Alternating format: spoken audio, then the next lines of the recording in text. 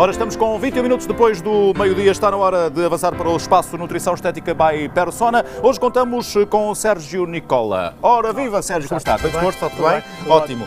Ora, hoje, neste espaço Nutrição Estética by Persona, vamos falar sobre um tema que deve afligir muitos, para o qual devemos ter muita atenção, a obesidade infantil e na adolescência, não é? Exatamente. Portanto, vamos antes de mais perceber o que é a obesidade infantil. Pois bem, a obesidade tem vindo a crescer a ritmos galopantes por todo o mundo. Não só a obesidade infantil e adolescente, a obesidade também no adulto. Ao ponto de ter sido declarado no início do milénio pela Organização Mundial de Saúde como a grande epidemia do século XXI. Justamente. E a nível pediátrico, tudo isto ainda é mais alarmante, porque estamos a falar de crianças e adolescentes, já são cerca de 155 milhões de crianças obesas em idade escolar no mundo. Portanto, só para terem uma ideia, é mais que a população da Rússia. Portanto, é uma quantidade mesmo muito grande. E não é o problema de agora, é aquilo que depois cria de problemas Sim. no futuro. Como é que nós definimos uma criança obesa, ou pelo menos com excesso de peso? Os parâmetros utilizados pela Organização Mundial de Saúde e que são seguidos aqui em Portugal pela Direção-Geral de Saúde têm a ver com os percentis de índice de massa corporal. Portanto, o índice de massa corporal é calculado através da divisão do peso em quilogramas pela altura em metros ao quadrado e é englobado num percentil de crescimento ajustado à idade e ao sexo da criança. Okay. Portanto, é diferente do adulto, porque habitualmente no adulto um IMC normal vai entre os 20 e os 25.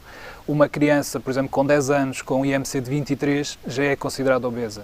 Portanto, daí haverem estes percentis de crescimento. Portanto, o melhor mesmo é dirigirem-se, se tiverem essa noção, dirigirem-se a alguém especializado para que se perceba se estamos ou não perante um caso que deve ter maior cuidado.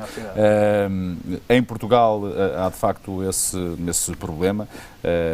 Há alguma razão especial para isso ou não? Em Portugal, nós estamos nos rankings europeus sempre cá em baixo, na maior parte deles, sim, mas infelizmente... Na obesidade infantil, depois vamos para o topo e infelizmente não estamos em sexto lugar. Sexto. Desde 1980 até agora, a nível europeu, triplicou os casos de obesidade infantil e juvenil. Desde quando? 1980. Portanto, já triplicou? Em 30 anos triplicou na Europa, mais nos países do sul da Europa, curiosamente, e Portugal ocupa aqui o sexto lugar na lista. Portanto, em idade pré-escolar, pode-se dizer que cerca de 1/3 das crianças têm excesso de peso e cerca de 13% têm obesidade. A nível de idade primária, entre os 6 e os 9 anos, já vamos para 33% de casos de excesso de peso e 14% com obesidade. Portanto, são de facto números muito alarmantes. Claro. Mas há alguma razão para isso? É a alimentação? Sim. O sedentarismo? Sim. A nível da obesidade existem duas causas. Só 5% dos casos de obesidade têm origem endógena. Portanto, distúrbios hormonais, nível da tiroide, pâncreas. O grosso, 95%, estamos a falar de casos exógenos, nutricionais e de sedentarismo. E aqui nós estamos mesmo no primeiro lugar. Somos o país mais inativo em idade adulta da União Europeia. Portanto, este aspecto é de realçar, de facto. Depois também o abandono... Portanto, aquela coisa do, ele já é assim, tem a estrutura assim, só 5% é que tem algum problema, não é? É verdade. Os outros 95%... Os outros 95% é tudo causas exógenas. Ela sempre foi assim gordinha e tal. Não faz sentido isso. Não faz sentido. E os pais são, muitas das vezes, no caso da inatividade física, se o filho não vê o pai andar de bicicleta, se não vê praticar atividade física, também não vai querer certamente praticar essa mesma atividade. Não há exemplo. Não há exemplo. E depois também o abandono dos hábitos saudáveis da alimentação mediterrânea, que ainda a semana passada foi considerada como património imaterial da humanidade, a alimentação mediterrânea, mas quase ninguém aqui em Portugal a segue. Portanto, acaba por ser um paradoxo. Temos dados que são muito marcantes. 90% das crianças consomem pelo menos 4 vezes por semana ou fast food, ou refrigerantes, ou doces. 4 vezes por semana? No mínimo 4 vezes por semana.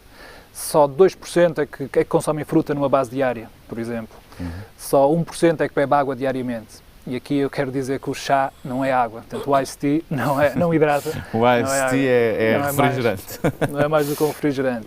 Isto porque em consulta me surgem muitas mães e eu pergunto se o filho bebe água, se hidrata corretamente, e a resposta é que bebe muito iced tea. Mas É muito chá. não é água. Não é. E depois temos, naturalmente, problemas no futuro, aquilo que eu falava há pouco, não é? E não só problemas de saúde, que naturalmente a situação acarreta, mas também problemas de socialização, digo eu, porque há sempre alguma dificuldade e discriminação, não é? Os problemas físicos são marcantes, mas os problemas a nível psicológico muitas vezes marcam ainda mais, porque são pessoas com crianças com baixa autoestima, muitas vezes têm um aproveitamento escolar abaixo da média, têm muita dificuldade de adaptação a novos espaços, aos colegas, são vítimas muitas vezes também da própria chacota pelas crianças. Sim, claro. As crianças são muito cruéis quando querem. Nesse sentido. E nesse sentido acabam por marginalizar um pouco os colegas que possam ter um pouco de peso a mais. Mas não vamos descurar também a componente dos problemas físicos que advêm da obesidade. Começam logo pelos problemas osteoarticulares, porque uma fase de crescimento, a sobrecarga de peso que já apresentam, leva a problemas que só habitualmente aos 70, 80 anos é que começamos a ter. Já existem crianças... Revelam-se mais cedo. Muito mais cedo. Já existem crianças medicadas para a tensão arterial, crianças e adolescentes medicados para a tensão arterial e com colesterol ao nível de um adulto. Portanto, são situações que são impensáveis. Claro. E que mostram a necessidade de atuação neste campo. E como é que devemos, então, atuar? Muito bem, há 3 períodos críticos em que pode surgir um aumento de peso ou obesidade em idade pediátrica. O primeiro ano de vida, a idade pré-escolar e a puberdade. No primeiro ano de vida, temos aqui que focar o aspecto dos pais, como é lógico, que são os principais responsáveis pela alimentação das crianças, fortalecer a necessidade da amamentação. É muito importante que consigamos que a mãe consiga amamentar. Depois, o mais tempo possível. O mais tempo possível, no mínimo 6 meses, até o início da diversificação alimentar. Temos depois também aqui o acompanhamento a nível do centro de saúde, que é essencial, portanto a consulta familiar, a consulta pediátrica.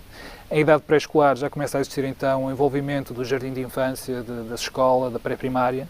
E na puberdade já entramos mesmo no campo da escola, sempre com a presença dos pais, porque os pais são os principais responsáveis pela alimentação dos seus filhos. E também já com o envolvimento então das escolas e de outras atividades físicas, por exemplo, a nível de clubes desportivos, de grupos de escoteiros também. Portanto, aí já podemos ter um campo mais alargado.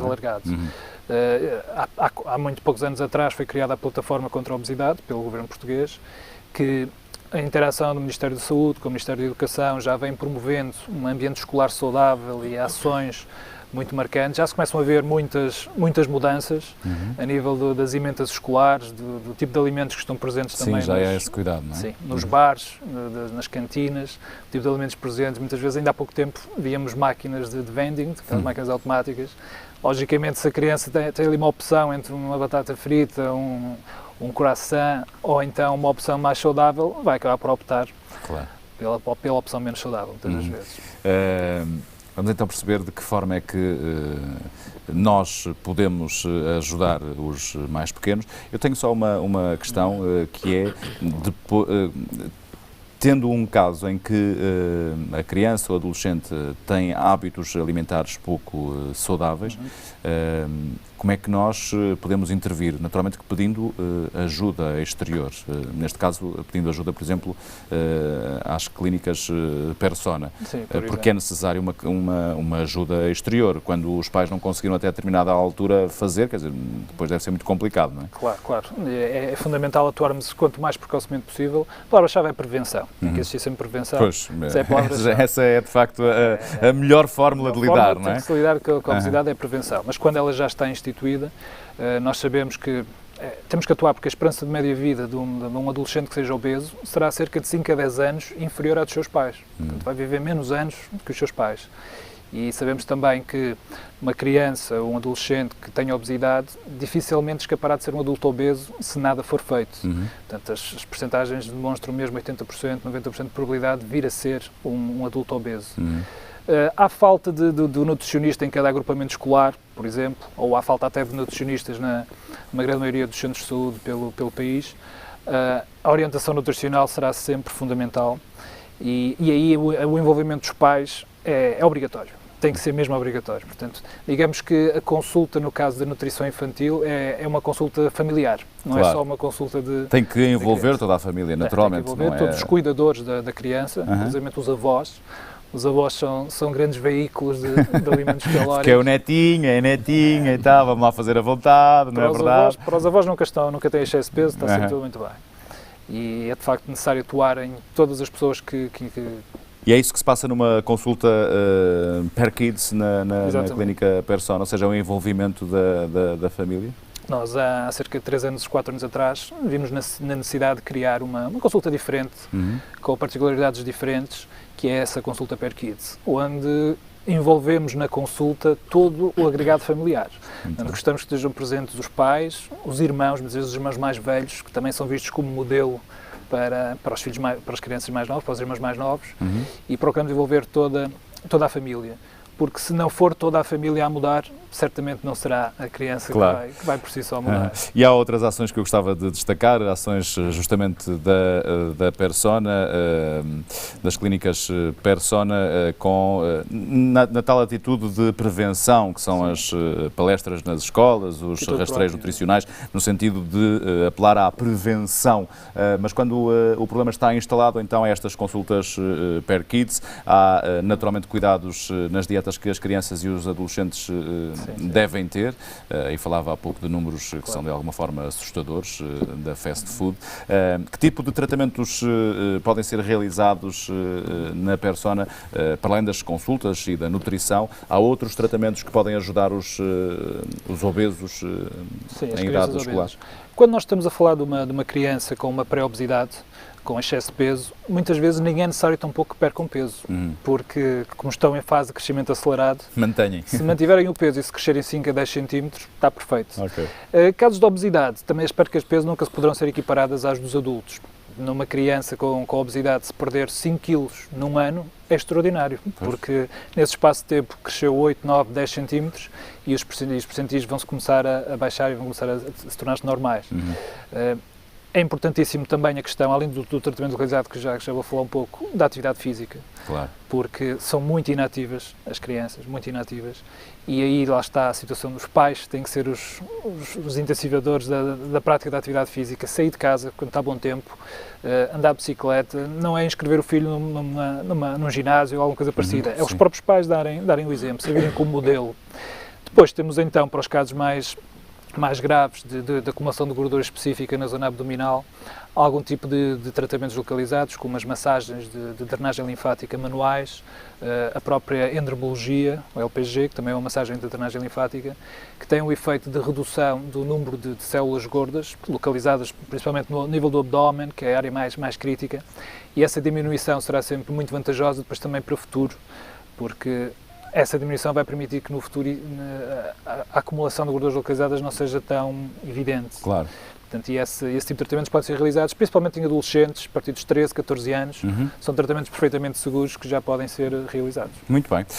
Fica aqui então dada esta dica importante, se me permitem a utilização deste termo, no sentido de todos combatermos então este problema mundial, mas também português mundial, mas falava no exemplo de Portugal, porque neste caso, infelizmente, estamos nos 10 mais da obesidade infantil e não convém nada. Portanto, fica aqui dada esta indicação. Espero que tenha a oportunidade de passar por uma clínica Persona. Eu julgo que esta consulta Per Kids pode ser muitíssimo importante no futuro do mais pequeno lá de casa, no sentido de prevenir problemas maiores ao nível da saúde, não só física, mas também mental dos mais pequenos e, portanto, espero que tenha a oportunidade de, pelo menos, saber mais e pode fazê-lo em www.clinicaspersona.com,